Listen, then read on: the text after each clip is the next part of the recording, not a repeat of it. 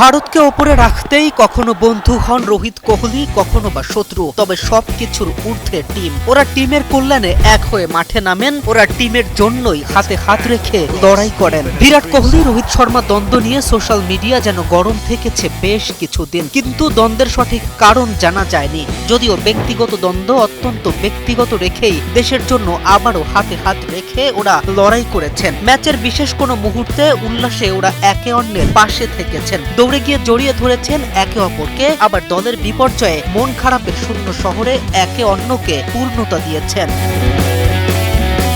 ক্রিকেটারদের মধ্যে একে অন্যকে ছাড়িয়ে যাওয়ার মধুর লড়াইয়ে নিজেরাও সব সময় যুক্ত ছিলেন, যার সুফল পেয়েছে ভারত। তবে বিরাটের আসন কখনো নিজের করে, আবার কখনো নিজের আসন বন্ধুর কাছে হারিয়ে তাদের সে বন্ধন তো ফুরিয়ে যাওয়ার নয়। ডিসেম্বর 2019-এ কোহলি ছিল নাম্বার 1 ওডিআই ব্যাটার। 6 বছর পরে ডিসেম্বর 2025-এ প্রায় 40 বছর ছুঁতে যাওয়া রোহিত শর্মা দখল করেছে শীর্ষের তালিকা। আর ঠিক পরের অবস্থানেই আছেন বিরাট কোহলি। রাজত্ব যেন নিজেদের মধ্যে ভাগ করে নেয়ার এক মধুর লড়াই দুজনের, যেন বিশ্বজয়ের মিশনে একে অন্যের সাথে প্রতিশ্রুতিবদ্ধ।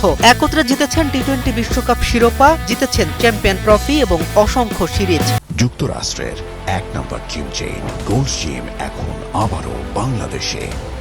বসুন্ধরা আবাসিক এলাকা ও বসুন্ধরা সিটি শপিং মলে।